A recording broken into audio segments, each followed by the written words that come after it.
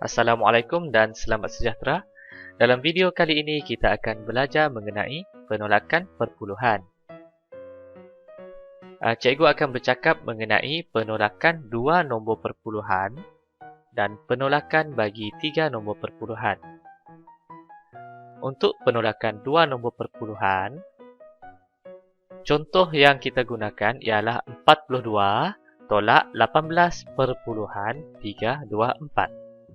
Jadi, apabila kita menulis soalan ini ke dalam bentuk lazim, titik perpuluhan mesti selari. Cikgu letak kat sini siap-siap, titik perpuluhan mesti selari.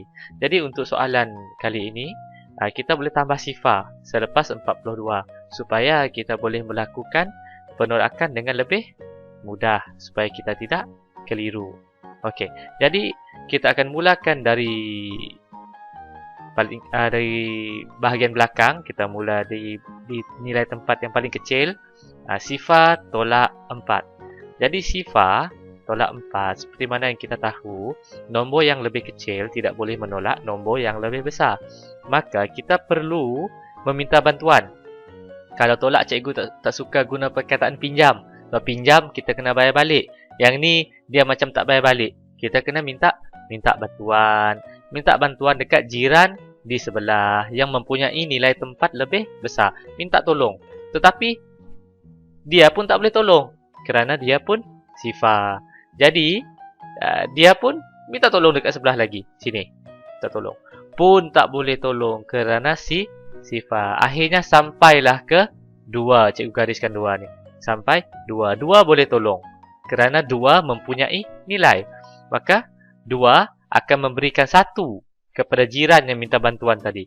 Jadi 2 memberikan 1, baki yang tinggal ialah 1. Maka bila 1 berubah nilai tempat, dia akan jadi 10.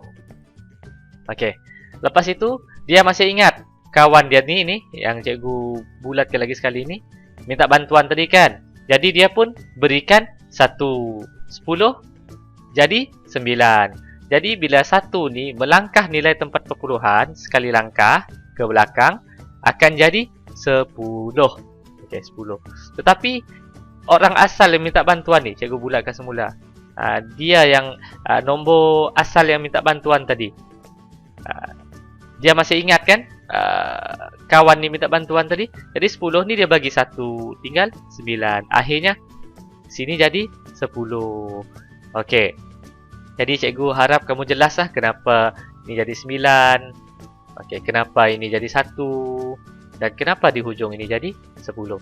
Cikgu tak nak cakap banyak. Kamu sepatutnya sudah menguasai. Maka kita bolehlah meneruskan operasi tolak 10 tolak 4. Jawapannya 6. Kita berpindah ke bahagian yang seterusnya, ke nilai tempat yang seterusnya. Sekarang kita ada nombor 9. 9 tolak 2. Jawapannya 7. Dan di sini 9 tolak 3. 9 tolak 3 jawapannya 6. Titik perpuluhan dikekalkan dan kemudian kita pergi kepada bahagian yang seterusnya. 1 ni. Ni ada masalah ni 1. Kerana 1 tidak boleh tolak 8. 1 lebih kecil. Jadi minta bantuan dengan jiran di sebelah 4. Maka 4 pun memberikan 1 kepada kepada nombor yang meminta bantuan. Jadi 4 ni jadi 3. So dia bagi 1.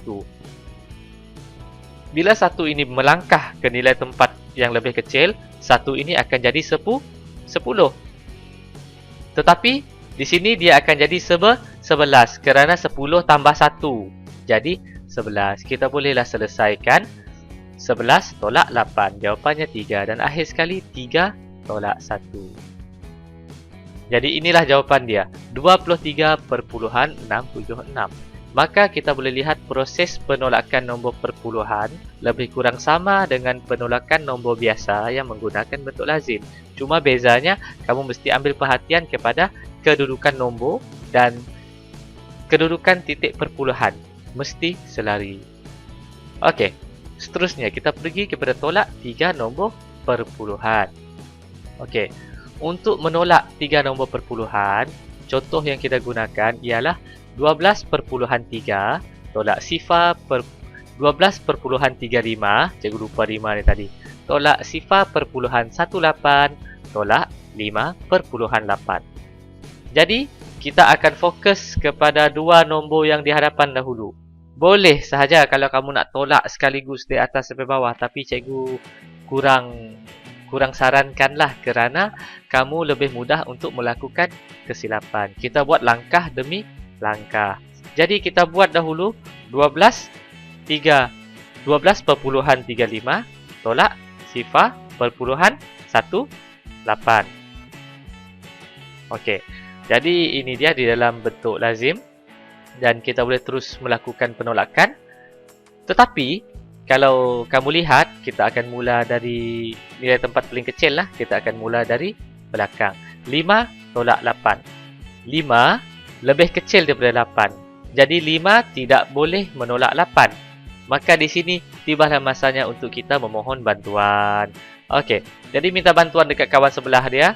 3. 3 ini jadi 2. Dia bagi 1 kepada nombor yang meminta bantuan. Maka 5 ini menjadi 15. Kerana 1 tambah 5. Ingat, 1 ni dia melompat ke nilai tempat yang lebih kecil. Dia jadi 10. Jadi kita boleh kira 15 tolak 8, jawapannya 7. Seterusnya kita selesaikan lagi. Kita teruskan pengiraan kita. 2 tolak 1, jawapannya 1. Kekalkan titik puluhan. 2 tolak sifar 2 dan 1. Jadi untuk dua nombor yang pertama, jawapannya ialah 12/17. Bila kita dah dapat jawapan, barulah kita sambung pengiraan kita dengan baki nombor yang belum dikira. Okey, kita sambung.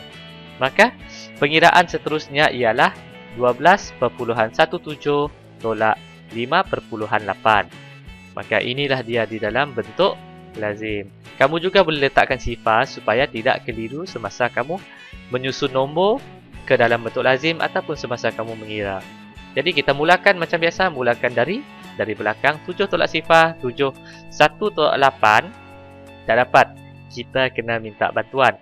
Kalau minta bantuan, tidak boleh melangkah ke belakang sebab ke belakang nilainya lebih kecil.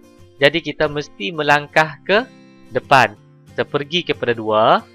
Jadi 2 boleh membantu kerana bukan macam soalan awal tadi, sifar. Kalau sifar memang dia tak boleh bantu. Sekarang ini 2. 2 dia boleh bantu. Dia akan memberikan 1 kepada nombor yang meminta bantuan. Jadi 2 ini akan tinggal 1. Sebab 1 itu pergi ke nombor yang minta bantuan dan 1 itu akan jadi 10. Tetapi oleh kerana kita masih ada 1 kat sini, jadi 10 tambah 1 jawapannya 11. Okey. Kita teruskan pengiraan. 11 tolak 8 jawapannya 3. Kekalkan titik perpuluhan. Sekarang ini kita jumpa lagi masalah. 1 tolak 5. Tak boleh.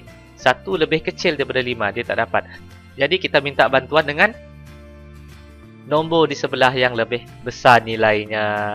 Jadi 1 ini walaupun ada 1 sahaja pun dia masih boleh bantu. Jadi 1 ini akan jadi sifar.